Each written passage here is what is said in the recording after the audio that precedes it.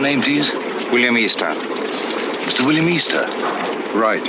Your passport, please. Do I have to go through this rigmarole every time? Regulation, sir. Beastly the nuisance, I call it.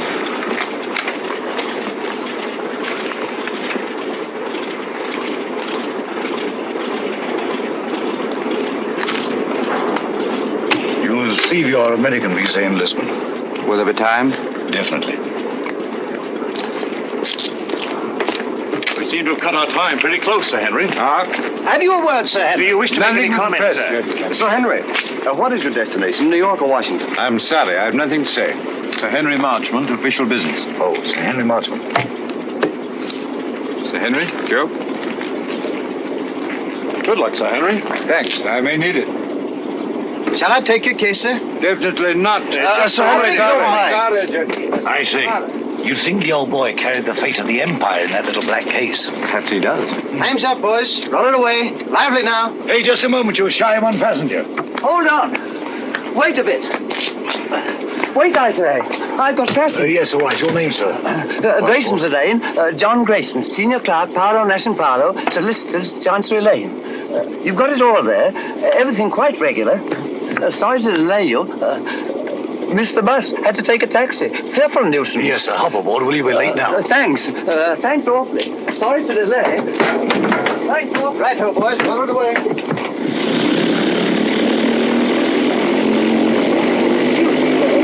Awfully sorry. Quite all right. No sense of balance. None whatever. Thanks. Clumsy of me. No sense of balance. That's what it is. Effect of the inner ear, I fancy.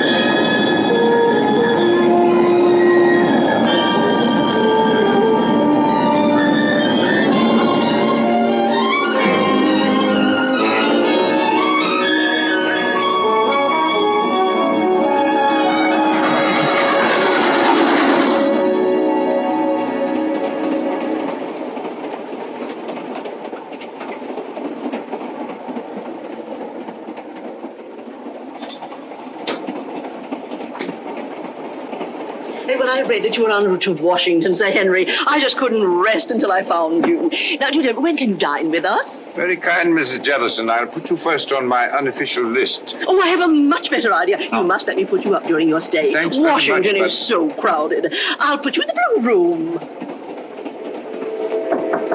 Come in.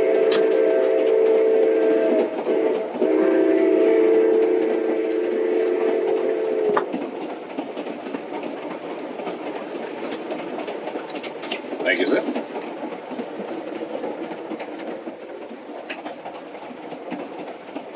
But if Sir Henry isn't the one, who is? I don't know. But the head received a cable from London tipping him off. It's up to us to find the real British agent before this train reaches Washington. Yeah. Whoever's got the document will be protected there. If Sir Henry isn't carrying it, I've got it. Besides Sir Henry and myself, only one man has come all the way from London. A chap called Grayson, John Grayson. Well, then Grayson's our man. Grayson's carrying the document, while Sir Henry's being used as a decoy. It's so old, it's new. When Grayson leaves the club car and goes to get his luggage, that's our cue. We know what to do, Easter. Good. That's Grayson standing at the bar. The little fellow.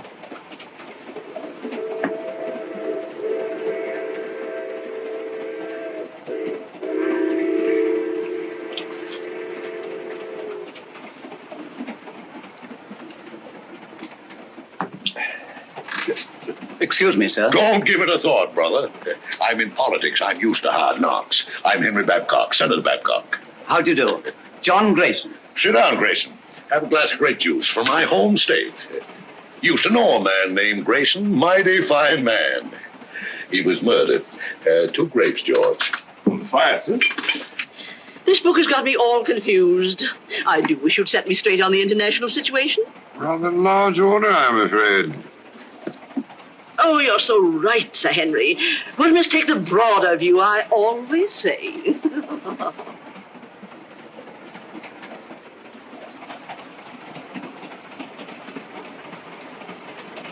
Another grape juice, Grayson. You can't have too many vitamins, I always say. Thanks, Senator. But if you don't mind, I'll have a whiskey and soda. Why, sure. George, bring them over, will you? Yes. Let's get a chair. I was built for comfort.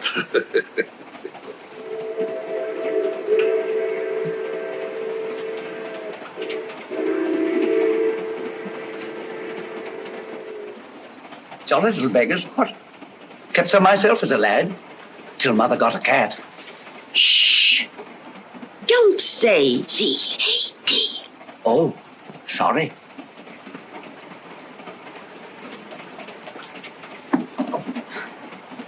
Permit me, ma'am. Oh, thank you. You're very kind, I'm sure. Pardon me, sir. Here we are. Porter. Yes, sir?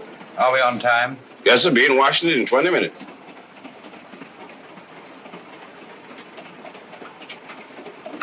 By the way, Grayson, what's your line? Line? Yeah, what business you in? What's your racket? Oh, I represent a London legal firm. Parlow, Nash & Parlow. Parlow. I used to know a man named Parlow. No, it was Marlowe. Couldn't have been the same fella. No, I suppose not. I've been making a tour of my state, getting the opinions of the home folks, taking a lot of their ideas back to Washington. I'd like to hear more of your activities, Senator. Give me your address, sir, and I'll have all my speeches mailed to you. You're quite too kind, sir. Sorry I have no card.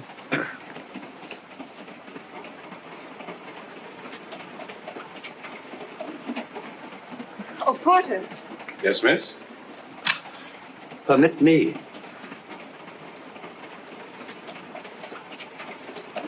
Thank you very much. Not at all. I'll be at this address for the next week or so. I hope. Thank you. I'll get my papers together. Pleasant meeting, my friend. Better look me up in Washington. I'll just get my bag. Thank you. Oh, I forgot to pay George. Excuse me, sir. What's the matter? There's a little blackout. Keep your seat. There's a little blackout. Keep your seat. Mice! Oh, dear. All gone.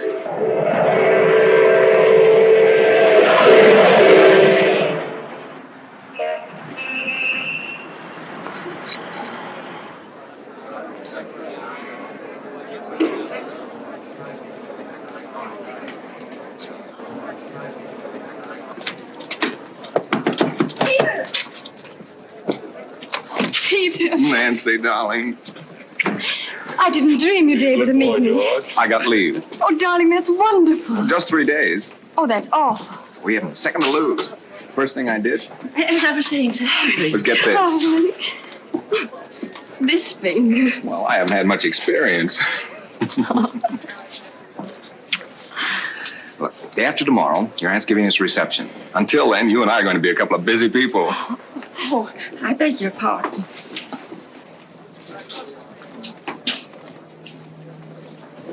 Goodbye. Who's your boyfriend? You needn't worry. He just lit a cigarette for me.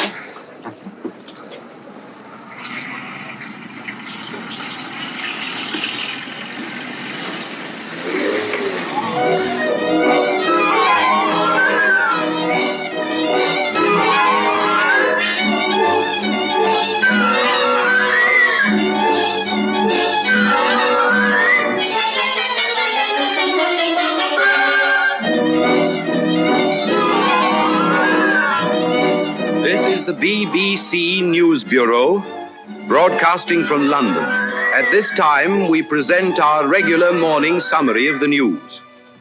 A British subject has disappeared under curious circumstances. John Grayson, senior clerk in the firm of Parlow, Nash and Parlow, solicitors, Chancery Lane, has not arrived at his firm's representatives in Washington. Foul play is suspected. Deplorable. Simply deplorable. It's the sort of thing that shakes your faith, by Jove. I say, Holmes, shakes your faith in everything. You alarm me, Watson. I've never seen you affected by the news, however startling. Startling, my dear fellow, it's devastating. Seen the scores? The Navy got 428 for 6 wickets against the Army at Lord's. May I draw your attention to the fact that really momentous things are happening in the world today? I know all about that. I'll get to them later on. Excuse me. Mind my egg, old bean. Oh, I'm sorry. With your consuming interest in the game, I'm surprised that you've changed your mind about running up to Lord's cricket ground this afternoon. It can't be helped. I had to put it off. How did you know I changed my mind? Elementary, my dear Watson. Invariably, when you go to a cricket match, you fill your flask with my best whiskey. Just now I noted in passing that the flask was empty. The single whiff informed me that it had been recently filled. Obviously, after filling it, you would pour the contents back into the bottle. Therefore, you had changed your mind about a cricket match. You amaze me, Holmes. You positively amaze me. Come in, Mrs. Hudson. Oh, excuse me, Mr. Holmes. There's a gentleman, and he's very insistent. Well, I do declare he followed me right up the stairs. Didn't I ask you to wait? My good woman, you may ask me to wait, but not the British Empire. Mr. Holmes, I must talk to you immediately. How are you, Mr. Arons? That will be all now, thank you, Mrs. Hudson. My good woman, indeed. Arons? I seem to know that name. Don't tell me, my dear Watson, that you don't recognize Mr. Arons of the Home Office. Oh, yes, of course. I knew you the moment you came in. How are you, Arons? How do you do? Did you see what the Navy did to the Army at Lord's yesterday? All right, Watson, Yes, go yes. on with your breakfast. Bad show. 428, 6 wickets. Oh, Mr. Holmes, I'm here on a matter of the utmost secrecy. I assure you, Mr. Arons, that Dr. Watson is the very soul of discretion. Won't you sit down? By the way, Watson, please be so good as to keep tapping on the table with your knife. Tell me what you will, It will break the wavelengths if by any chance there's a dictograph in the walls. Oh, really? Cigarette? No, thank you. You can stop now, Watson. Well, Mr. Arons, I take it you've called on me in connection with the kidnapping of John Grayson in America last night.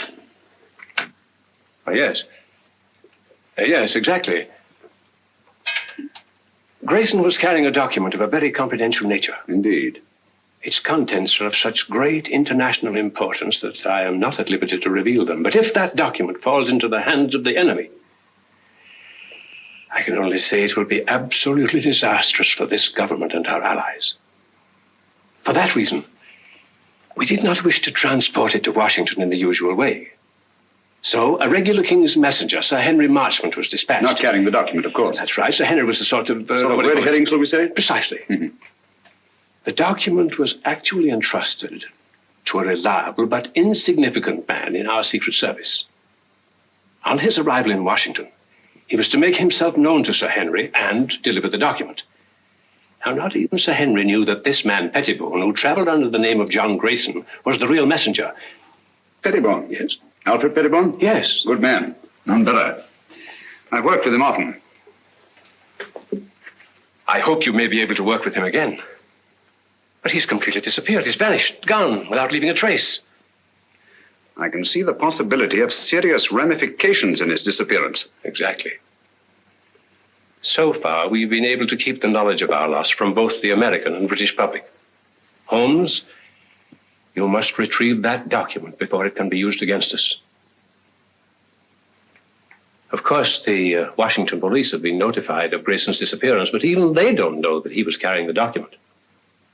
Now, that's about all the detail I'm at liberty to give you. Well, if they've got Grayson, that is Pettibone, they must have got the papers. Not necessarily, Watson. It doesn't follow because they've got the man, they've got the document. What form was this document in? It was typed on 2 sheets of legal paper. 2 sheets? That's too bulky to swallow. And dry, Watson. Fearfully dry. Especially legal papers. Well, whatever shape the document was in, I trust Pettibone to get rid of it before anyone could lay hands on him. The document must be found before it falls into the hands of our enemies. I'm here on behalf of His Majesty's government to urge you to find it. That means going to Washington, of course. With all possible speed. A bomber is waiting for you at Croydon. Goodbye, Dr. Watson. Goodbye, sir. Goodbye, Adams. Goodbye, Holmes. Good luck. Thanks very much. We're relying on you. Well, Watson, we're off to Washington at once. America? I say, that's exciting. I've never seen a game of baseball. Let's go and start packing at once.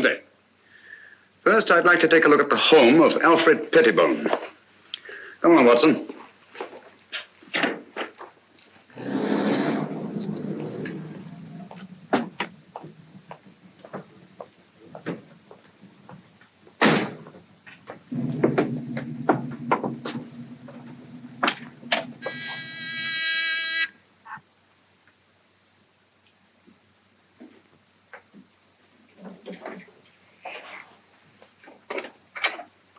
Why, Dr. Watson, what a surprise. And Mr. Holmes, won't you come in? Thank you. I'm frightfully sorry, but you won't find my son in. He's gone to Washington. Some business or other. Poor fellow, I'm afraid that he'll never get used to the climate over there. Would you mind if we looked over your son's room? Why, of course.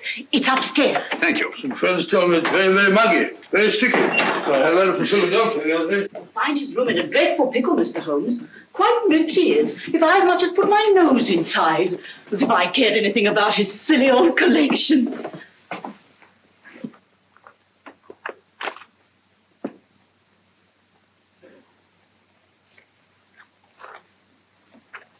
This sort of Pettibone seems a curious sort of fellow.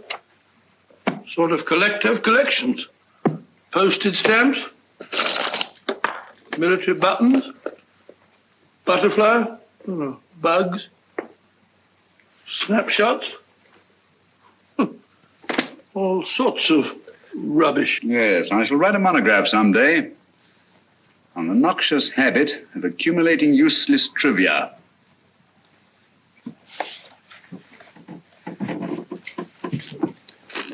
Please be so good as to stop pacing, Watson. You distract me.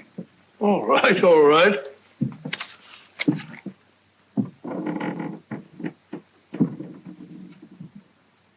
Unless I'm greatly mistaken, our friend Pettibone did not carry 2 pages of legal paper when he left this room. I wouldn't be too sure, Holmes. Ashes are deceptive, you know. On the contrary, my dear Watson, the rag used in our official documents leaves an ash that is unmistakable. Oh, do stop pacing. I'm not pacing. I've moved an inch. I'm sorry, old fellow. My error.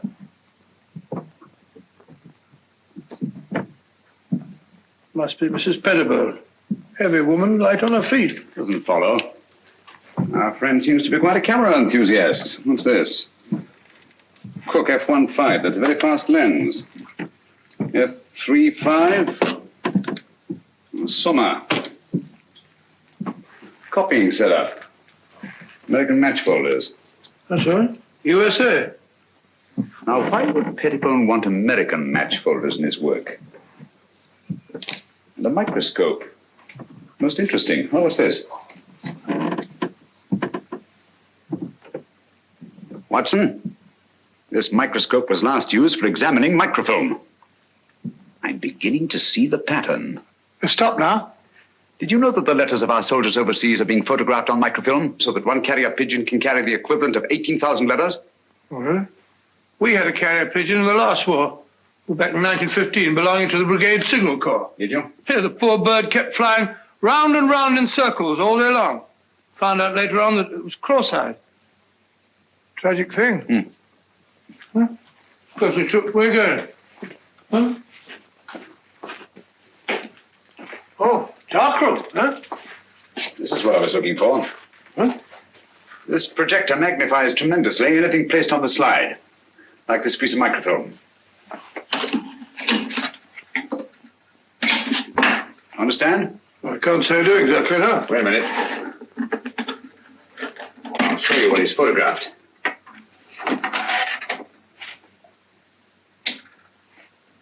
Oh, it's a match folder. What do you want to photograph that for? Probably to line up his equipment before he photographed the document. We've got it, Watson. Over? Yes. Come along. Oh, it's all as clear as mud to me. Just as I thought. This document has been reduced to microfilm to make its concealment possible. Alfred Pettibone is a most ingenious fellow. A bulky document is obviously difficult to conceal. But 2 pages of a state paper, photographed on microfilm, would be reduced to a size no larger than a halfpenny stamp. Slitting a match folder with this razor blade,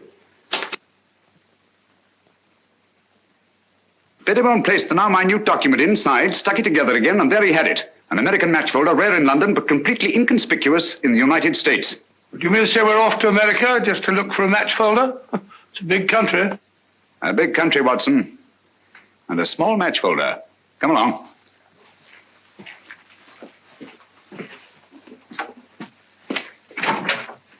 Did you find what you were looking for, Mr. Holmes? Yes, thank you, Mrs. Pettibone. By the by, you haven't been up on the roof in the last 20 minutes, have you? Why, no. What made you think... Well, we distinctly heard footsteps. Nonsense, Watson. It was the house settling. Gracious, yes. Such popping and groaning. We're quite used to it. Thank you. Goodbye, Mr. Holmes. Goodbye, Mrs. Pettibone. Goodbye, Dr. Watson. Goodbye. So sorry you missed Alfred. I'll tell him the minute he gets back. Gets back? Oh, yes, of course. Well, goodbye again, Mrs. Pettibone. Just a minute, Watson.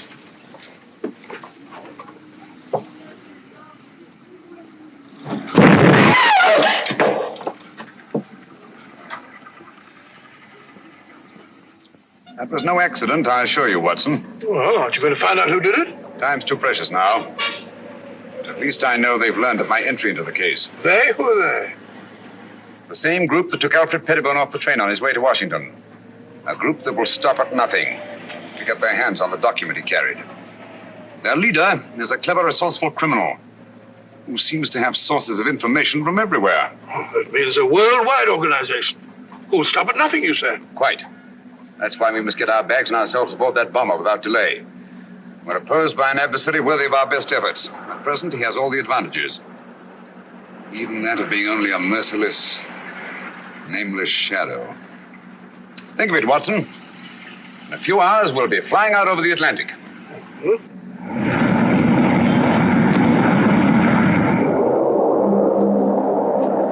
We're flying over New York, sir.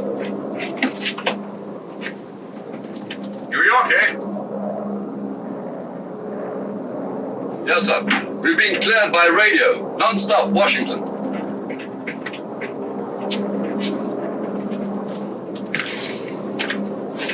What is that book that so engrosses your attention, Watson? A book on the quaint customs and manners of America. We must be halfway across, and I've only got to page 37. For your information, my dear fellow, we are now flying over New York. Flying over New York? Good gracious me. What do you think?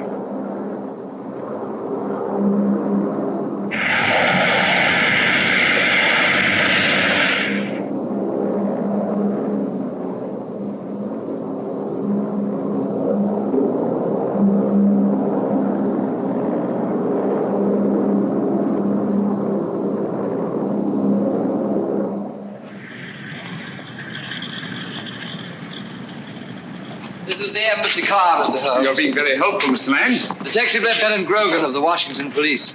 How do you do? Welcome to Washington. Thank you. This is my associate, Dr. Watson. How do you do, sir? How are you? I suppose I should say, how are you, buddy?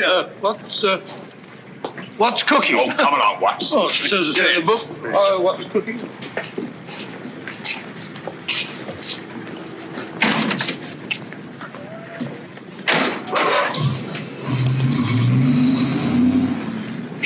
Grogan had charge of investigating the Grayson case for the Washington Police. Any new developments, Grogan? None, Mr. Holmes. We're glad to let you have our complete file. And, of course, we'll cooperate in every way. Thank you. I shall appreciate your help. Especially as I'm unfamiliar with your country. Oh, yes, of course. This is your first visit. Oh, there's the Lincoln Memorial. Most impressive. Oh, by the by, Mr. Lang, thank you for your cablegram. I received it just before I left London. Cable? I sent no cable. About our reservations at the Hotel Metropole. Why, no. We thought you'd stay at the embassy, of course. Look at that. Well, since some strange person has taken such an extraordinary interest in my welfare, I think I shall stay at the Hotel Metropole. Oh, Mr. Holmes, there's the Washington Monument. There's the Capitol, Mr. Holmes.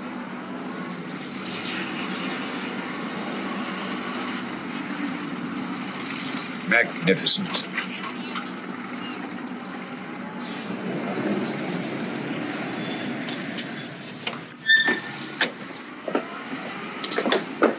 We're expecting you, Mr. Holmes. Thank you.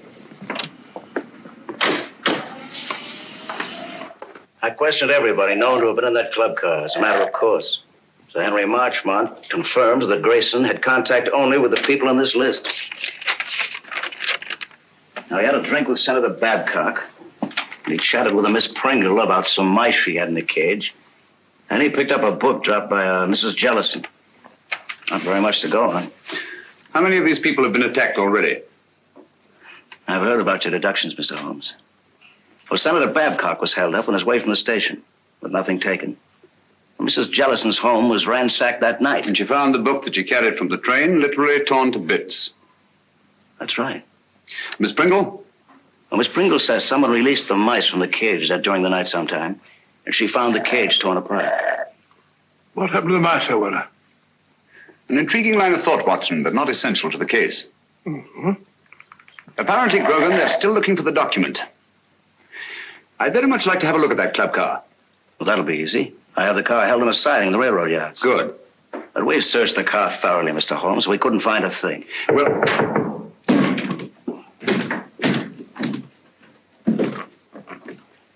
What are you doing? What's this? Mr. Holmes, your trunk. Trunk? I have no trunk. It says right there. To Sherlock Holmes, Hotel Metropole. How was this trunk delivered? An expressman brought it, sir. What's the name of the company? Do you remember the license number? Naturally, I didn't notice that. I just signed for it. All right, thank you. That'll do. Well, this trunk's not locked.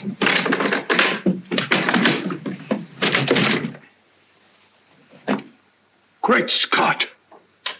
Poor chap. You recognize him, Mr. Holmes? Yes. Who was he? The man we're looking for, John Grayson.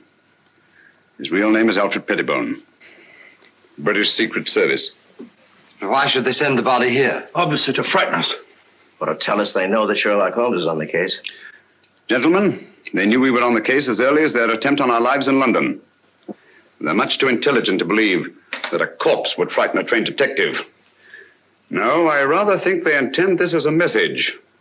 And they wanted to be sure that I'd be here at the Hotel Metropole to receive it. Message? What do you mean? They want us to believe that they found the document, and therefore have no further use for Grayson. Well, if that's true, then we're done for. I'm not so sure that it is true, Watson. If they have the document, why are they wasting time sending me this? No, it's an attempt to throw me off the track. Grogan, you have a police laboratory, of course. Certainly. I'll see what I can find out about the body. Yes, whatever marks it reveals. And the trunk. A microscopic examination. Everything about it. The lining, the blanket in which the body is wrapped, everything. Let nothing escape. We have the best police laboratories in the world, Mr. Holmes. I beg your pardon, Lieutenant Grogan. Oh. You see, I'm so accustomed to working quite alone at my lodgings in Baker Street that I sometimes forget the more modern scientific methods so particularly effective here in America. But if there's anything there, they'll find it, Mr. Holmes. While you're doing that, I'll take a look at the club car. Coming, Watson? Here we are, Mr. Holmes. I have the porter, as you asked, and the railroad company sent Mr. Moore to unlock for us. Delighted. How do you do? Very good. Let's go in. This way, gentlemen. Well, it looks as if the police have made a thorough search. Whoever did it wasn't the police. There have been visitors here since our friend Grogan. My goodness, look at our car. Talk about a blitz. I say, Holmes, if Grayson hid anything in this car, it certainly isn't here now. Not necessarily, Watson. If you'll help me put this place in some kind of order. Yes, sir, boss. This would go about here, I imagine. That's it, boss. Yes. And, wait a minute. Oh, yeah, that's certainly more like it. Yes, sir. Thank you. That'll be all. Watson, will you be Mr. Grayson for the moment? Grayson? Oh, if you want me to, old man. What do you want me to do? You're having a drink at the bar. Oh, drink? Oh, that's not a bad idea. Drink at the bar. Bring me a whiskey and soda, will you, Stuart? Stuart? Sorry, Dr. Watson, but the bar's closed. Well, says the bar's closed. According to Grogan's reconstruction of the scene, let me see. Yes. Grayson pauses at the bar while Senator Babcock moves across and sits down here. Do you mind being Senator Babcock for the moment, Watson? Going up in the world. Sit down, please. Now, Miss Pringle is seated there. Over there, Watson.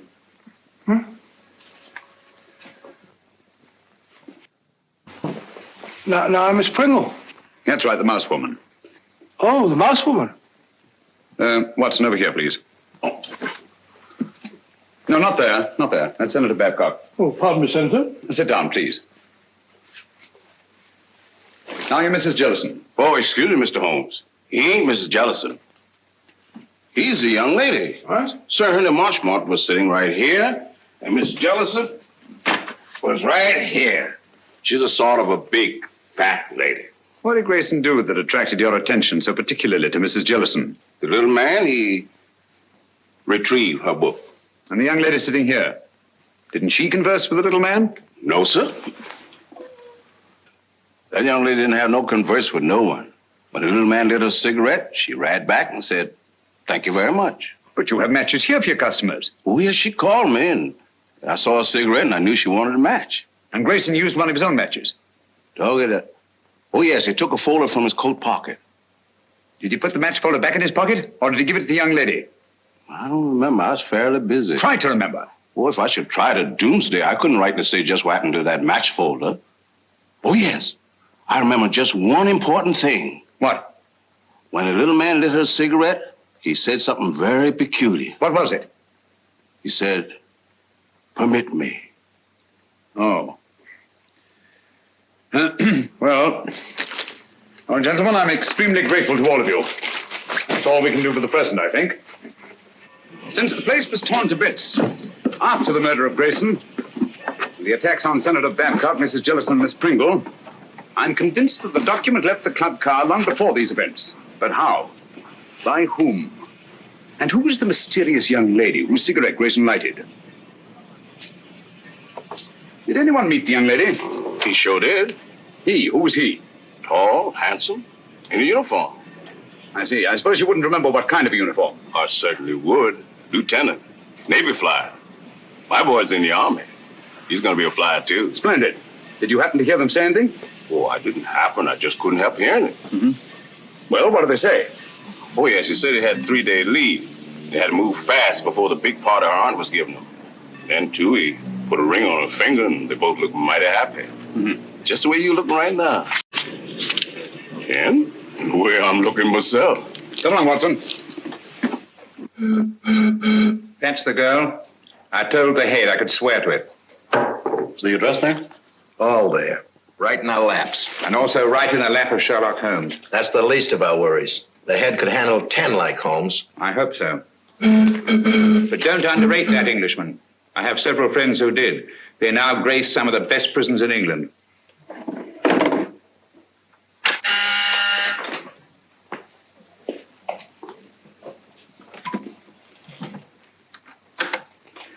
Yes, sir? I talked to the catering company. It's quite all right. They could hardly refuse me. It's the Acton Company. The Acton Catering Company. Yes, sir. I know what to do.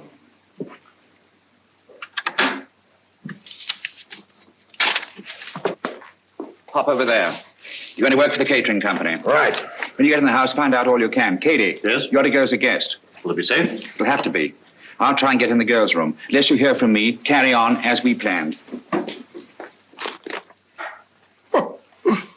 Flash Gordon. Seems a very capable fellow. Sports pages. These Brooklyn fellows seem to be arguing with the umpire. Story thing. What are you eating, Watson? Gum? Oh. Put it away.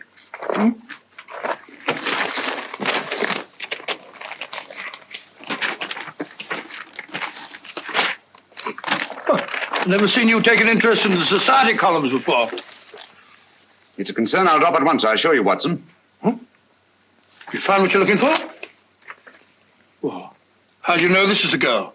It would be an extraordinary coincidence, wouldn't it? If more than one naval lieutenant in Washington were to become engaged in the last few days to a girl from New York whose aunt was giving them a reception. By Joe, you must be right. She's a pretty girl. Yes. He's walking around with a dynamite in a handbag.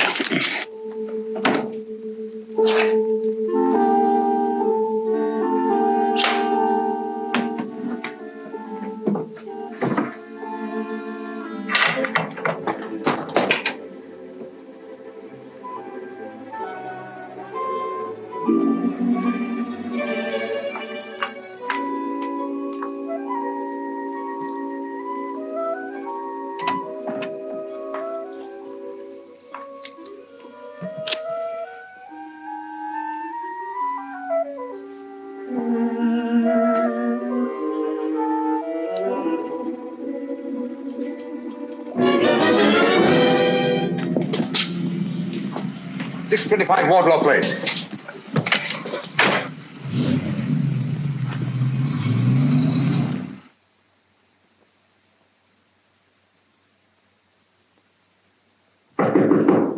Who is it? Me, Pete. You can't come up here. I did, though. One get you two. That party's gonna be awfully dull after this. Let's not go. Let's go away and get married. You've only got one more day. That's an idea. No, we can't do that to Annie. I'll tell you. Let's sneak a look at the new apartment. It was awful sweet of Auntie to give us the whole floor of this house for our apartment. The least we can do is let her have the fun of showing it to us. Okay. Let's face the party. I'll get my bag.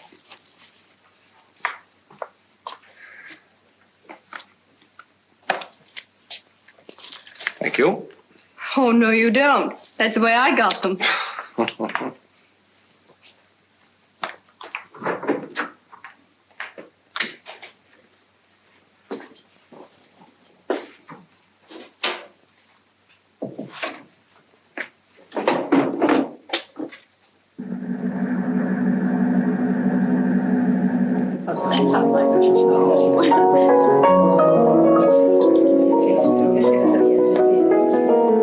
How do you do? So glad you could come.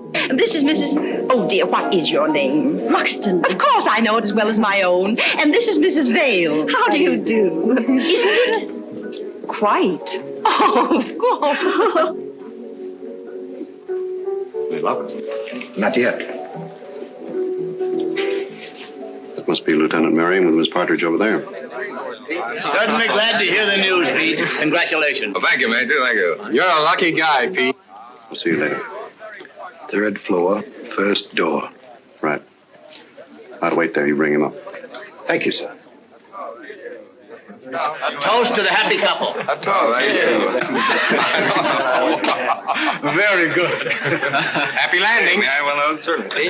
Me too. Thank you. Lieutenant Merriam? Telephone, sir. Navy Department calling. Oh, yes. Be right back. Lead on, McDuff. This way, sir. Matches? Match me, darling. Dig them up. Thank you.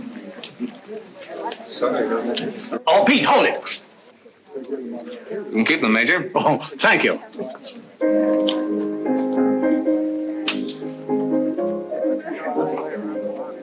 Thank you. Not for me, thank you. No, thank you. Why up here? They said it was private. There's a phone in here, sir. Hey, it's my new apartment. Miss Partridge didn't want me to see it till after it was finished. Here you are, sir. Quite a smell of paint, sir. In here, sir. Thank you.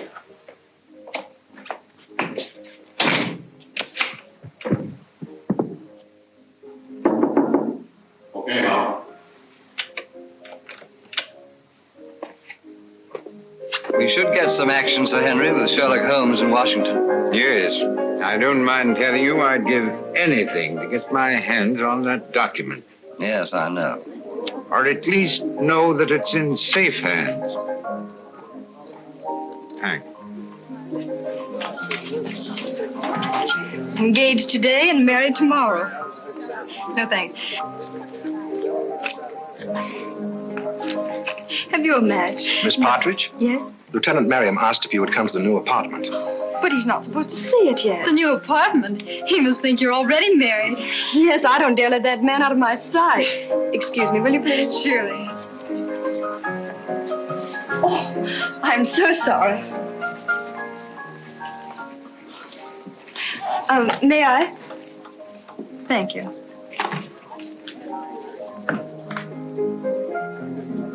This way, please. Oh, I know the way, thank you.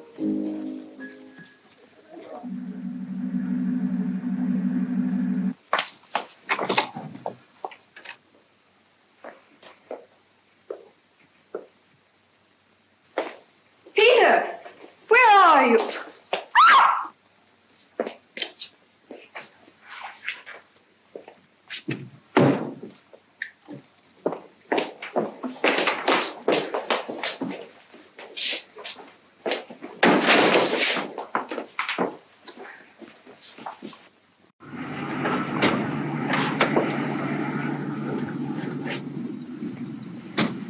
Well, here we are, Grogan. Good connection. We'd better go into the party. Well, I think you better go in first, Mr. Holmes. I'm not very good at this sort of thing. I think you do all right.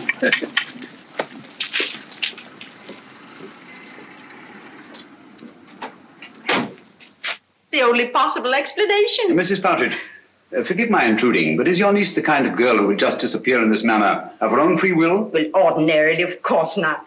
But the girl's in love. In love? Well, of course, if they're in love, that's... Even so, they'd naturally tell you of their destination. Really, I've no idea. Oh, but they'll be back here again tomorrow. You see, I prepared an apartment for them, an entire floor in this house. By the by, Mrs. Partridge, I gather the rug you ordered for the apartment was not entirely satisfactory. Oh, those tiresome workmen. I told them not to come in here this afternoon, but they did. And walked out with the rug, which they no doubt informed you had been sent by mistake and would be replaced tomorrow. Yes, but however did you know that? Show me the apartment. Yes, there were 2 rugs there. One for the living room and one for the dining room. Well, your workmen wear rather sore shoes, do they not? Oh, yes, always. Their company requires them to. Nevertheless, there have been leather heels on this floor. And a woman's heels. Very recently, I should say. Not yours, Mrs. Partridge. But recently enough, so that no dust has had time to settle in the imprints. Stay over there, please.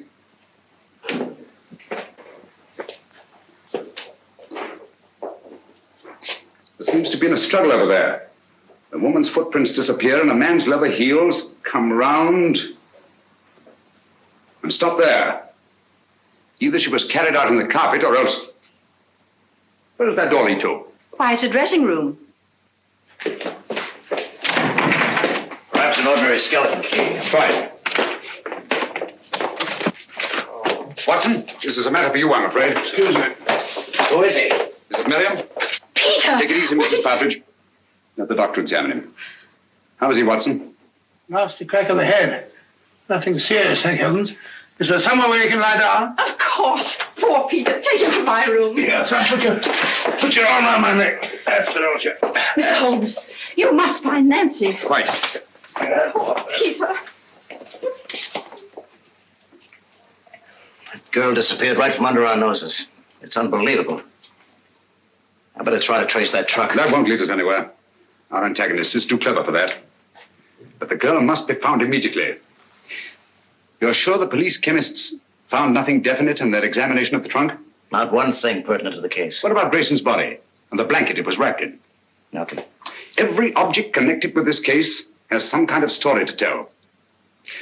Do you think they'd mind if... The laboratory is completely at your disposal, Mr. Thank you. Dr. Watson and I will go there at once. Usual findings on the trunk, Mr. Holmes. Bought in Washington, been banged about a good deal. All labels removed. And the body? No marks of any kind. Very well. If you need me, call. Thank you.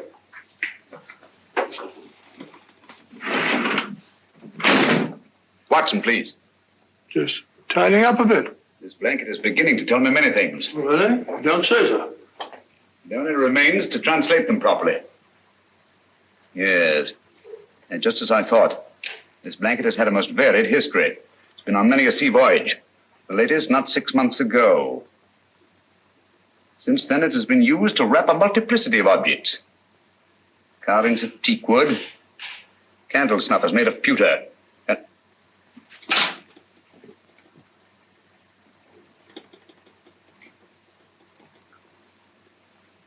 And furniture. Furniture? Yes.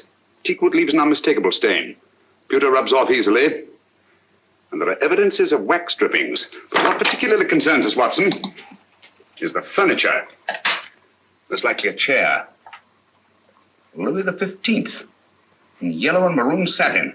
What do all these things suggest to you, Watson? Let me see. An aunt of mine, Matilda, lives in Brighton. Very old-fashioned. Very aged. Exactly. Antiques. We've a lot of ground to cover before nightfall. Ground? What ground? If necessary. All the antique shops in Washington. A-N-T-I. There we are. Antiques. Antiques? What connection is there, Louis XV's chair with this partridge girl? This sliver of wood came from a Louis XV chair that had once been wrapped in that blanket. From other evidences the blanket supplies, I deduce that it's been used in an antique shop. And whoever controls those antiques murdered Grayson and kidnapped the girl. What? That's it, Watson. Come along. Before the girl's kidnapper becomes her murderer.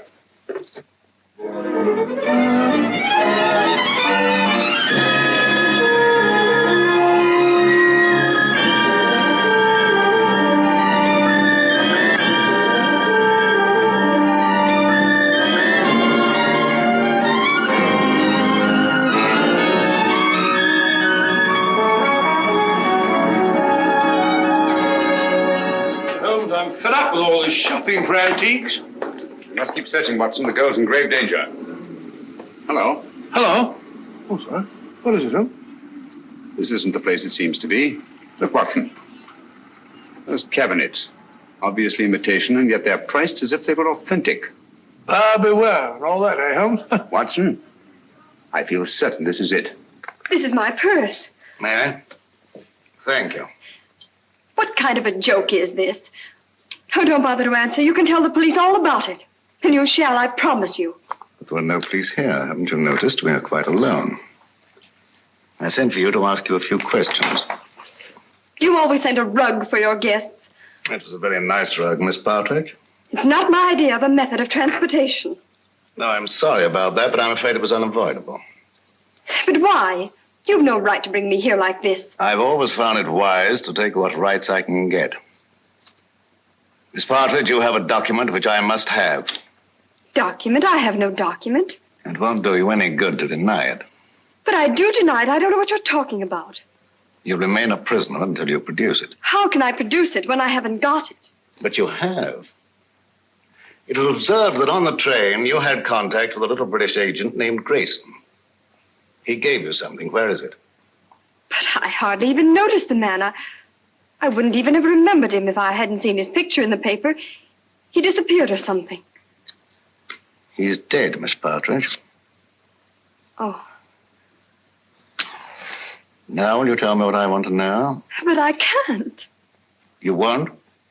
I can't, I tell you. Let me out of here. He gave me nothing. That's strange, because I know he spoke to you. There's something very curious about that door up there. To open it, you'd have to know the combination. But I tell you, I spoke to no one on that train. Now, didn't the little man try to be attentive to you? Oh, he may have offered the usual courtesies. I don't even remember. I see. I'm sorry. Aren't you spoke one of the years? Thank you. And you're quite sure he said nothing at all to you? Of course I'm sure. Permit me.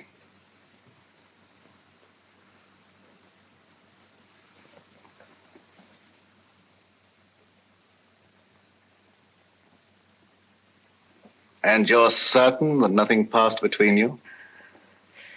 I'm certain. Mr. Howe, please. I must ask you to trust me with your bag a little longer. I have an eccentric interest in the linings of purses. It's a foible. You know Mr. Howe, I believe.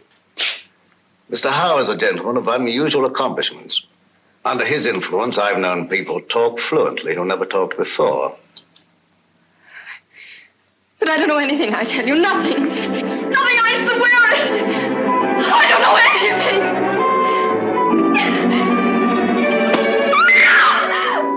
You stay out here. I'll go inside. I'll assume the character of an eccentric art collector. As soon as I'm convinced that this is the place we're looking for, I'll signal to you. And you get Grogan and bring him here on a run. But don't lose any time. An extra second may cost a life.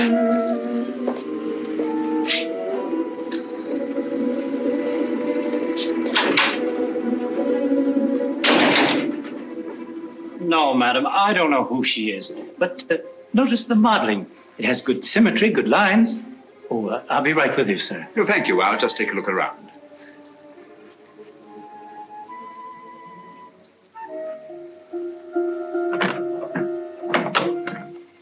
What an extraordinary cabinet. Spanish. Moorish influence. Imitation, of course. It is not an imitation, it's authentic. Oh, come now, my dear man. Ah. May I see some of these ceramics?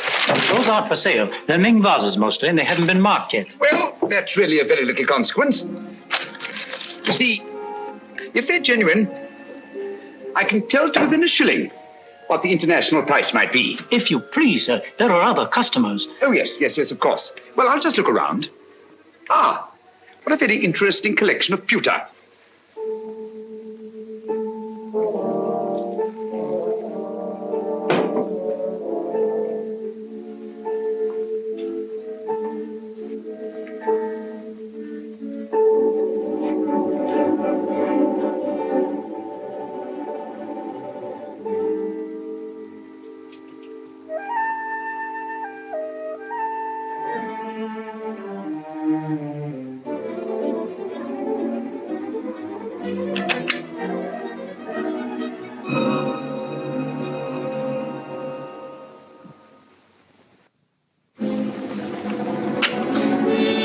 That'll be $500. Now, would you just give me the address where you want it sent? Yes, Mrs. J. Wellington, Jr. DuPont Circle.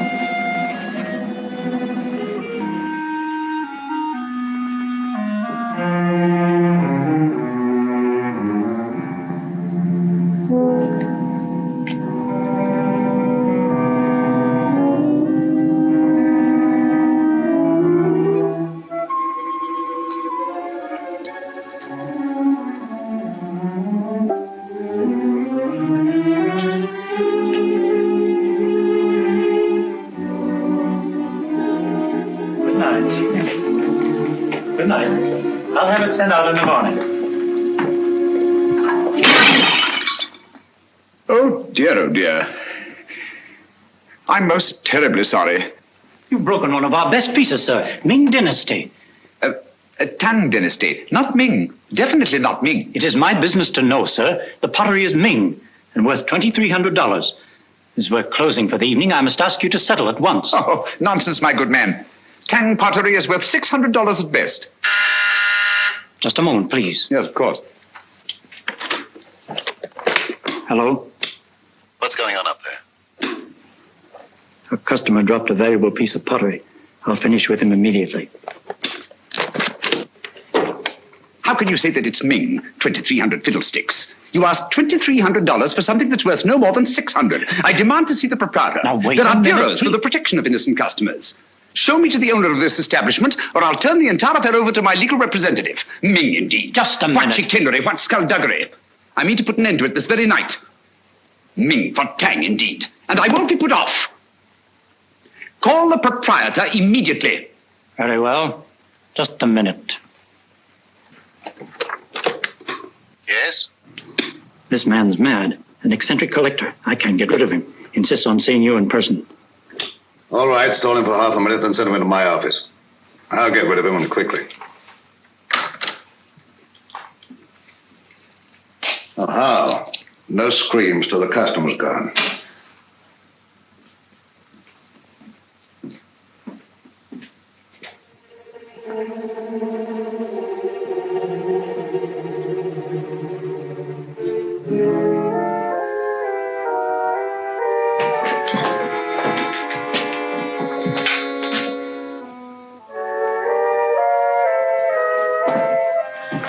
You get downstairs. Yes, sir.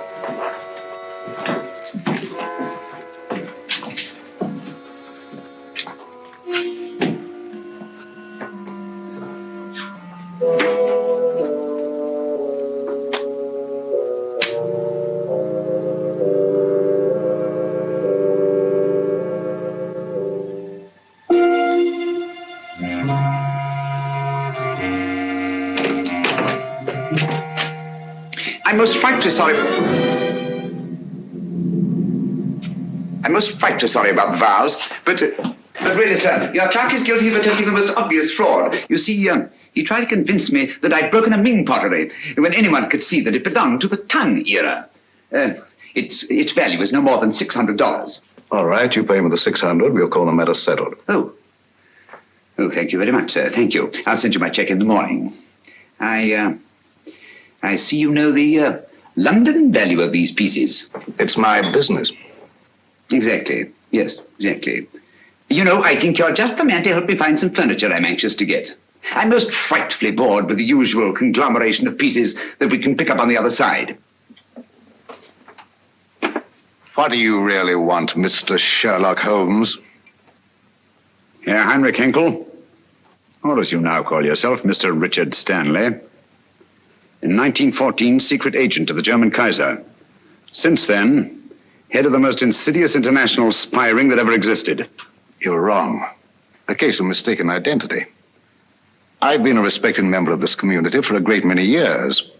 I deal in antiques because of their rarity and beauty. Merely a device to cover up your real business of transporting secret information to the enemies of this country. Very interesting, but just a figment of your imagination.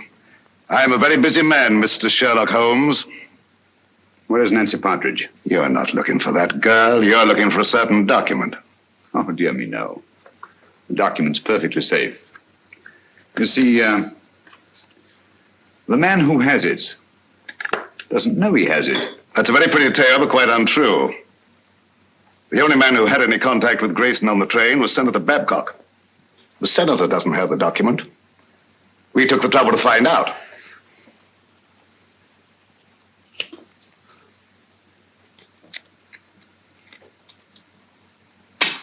Permit me. Thank you. Perhaps you've been misled by the common notion regarding the shape and bulk of state papers. They might easily have been reduced to a convenient size, you know. Say, a document no larger than a postage stamp. Postage stamp, huh? That's a very interesting theory, but not supported by the facts. And quite beside the point.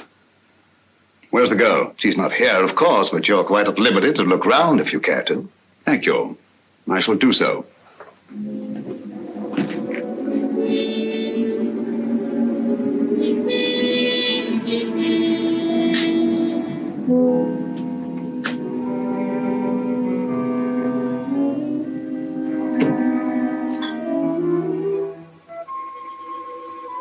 Interesting piece.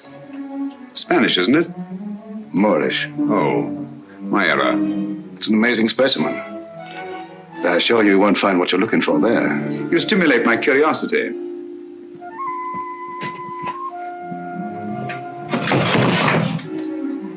This might be interesting.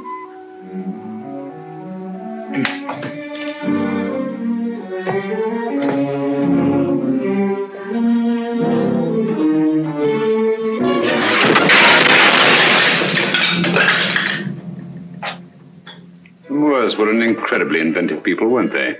Yes, it was in shocking condition when I got hold of it. But I had it restored. Very lively now, but old-fashioned. If that's the best you can do, Mr. Stanley, I think I may safely examine the rest of the room. Help yourself. Thank you. Take your hand away from that drawer. Mr. Holmes, you didn't think I was going to draw a weapon. I never touched the things. How odd to find you squeamish.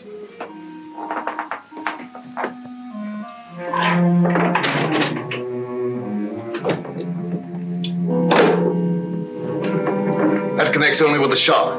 You're very quick to say so. And yet a short while ago, I saw two other men in this room. And they didn't go back into the shop, so there must be another exit. And perhaps another room. Yes, Mr. Stanley, what is it? Bring Miss Partridge here at once. Excellent, Holmes. I see your voice hasn't lost its flexibility. My hand hasn't lost its cunning either.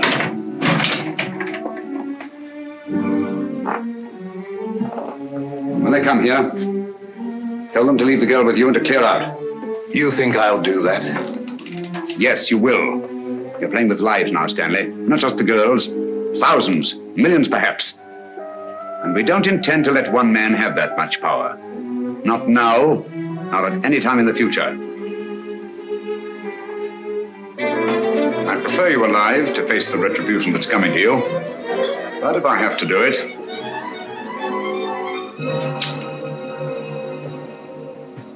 All right, Mr. Holmes.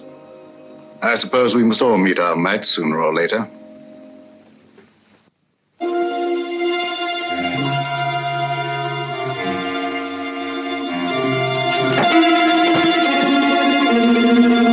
That's enough, boys. Take your hands off him. Well, Mr. Holmes?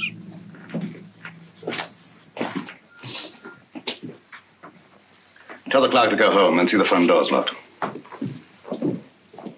Well, Mr. Stanley? It's the last trick that counts, eh, Holmes?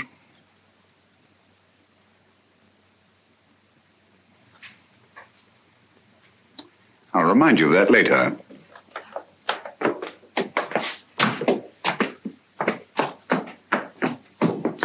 Miss Partridge, allow me to present Mr. Sherlock Holmes, the world-famous detective.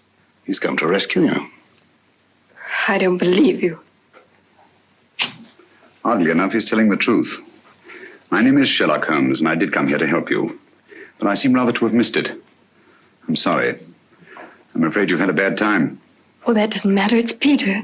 They say they'll do something to him if I don't tell them. They say they've got him. Cheer up. He's quite safe. A tough customer like Peter isn't disabled very long by a clout on the head. He's all right. All okay, Mr. Stanley? Look here, Stanley. This girl knows nothing. I promise she won't even identify you. Well, unfortunately, she knows enough to hang us. So do you. I'm surprised at you walking into a trap like this, but you see the position I'm in and what has to be done. Katie, how?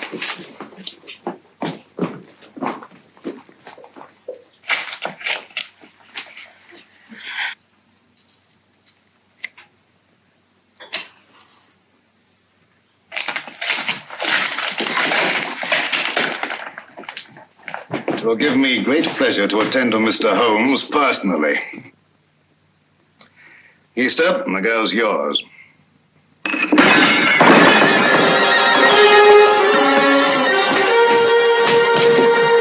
It's the police! Open up, that's the police.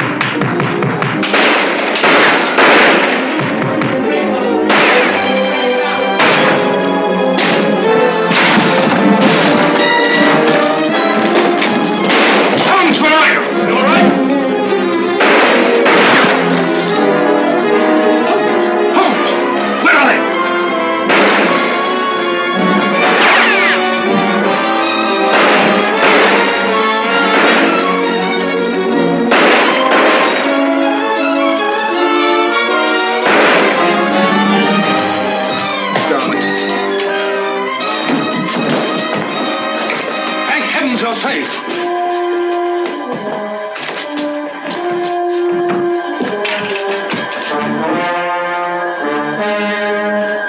Quick! Stanley's escaped. All right, boys, bring them along. Come on, Lieutenant. Send it off this building. Double quick.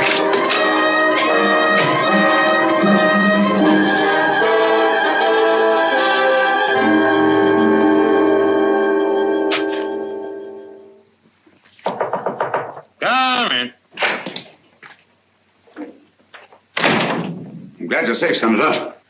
Safe? No man is safe. Look at the way my constituents snipe at me.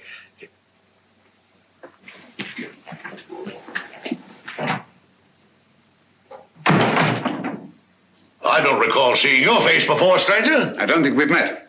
Well, that explains it. My name is Sherlock Holmes. Glad to know you, Holmes. What's on your mind? Senator Babcock, I'm here to inform you of great peril to your life. Richard Stanley, a dangerous criminal, is now on his way here. Richard Stanley? Why, he's the most respectable citizen of Washington, has been for years.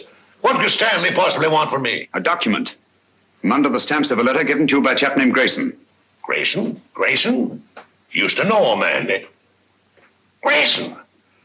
Why, that's the fellow disappeared. Say, I got that envelope right here in my wallet. Now, what does Stanley think could be under these stamps? A secret document of grave import. Reduced to microfilm and concealed under these very stamps. Thank you very much, Mr. Holmes. That's just what I wanted to know. I might have missed this microfilm if you hadn't led me to it. I seem to have underestimated your capabilities, Mr. Stanley. Yes, Mr. Holmes. Your famous powers of deduction and observation made it very well in Limehouse or Soho. But here in America, I believe you're out of your depth. If so, the verdict of history will be severe indeed. You nervous, Sherlock Holmes? I must confess to a marked irritation. Do you mind if I smoke?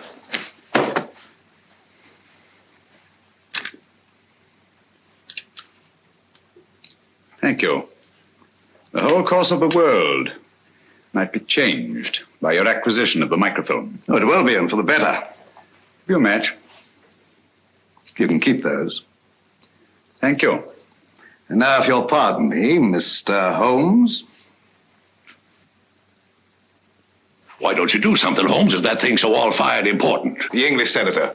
Cricket, old boy, always cool in the crisis. The last trick, eh, Holmes? Yes, the last trick. Say, you're a smart fellow, Holmes. Here's the microfilm, Holmes. Thank you, Senator.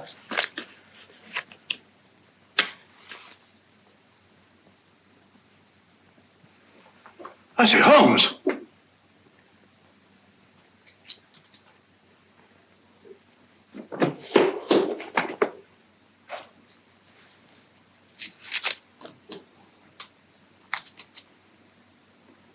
This is the microfilm with the document on it. It'll be in the proper hands within the hour. As I told you, Mr. Stanley, the man who had it didn't know he had it. Well, come on, let's go. Well, it'll be nice to get home to Baker Street, eh, Holmes? Yes. But this is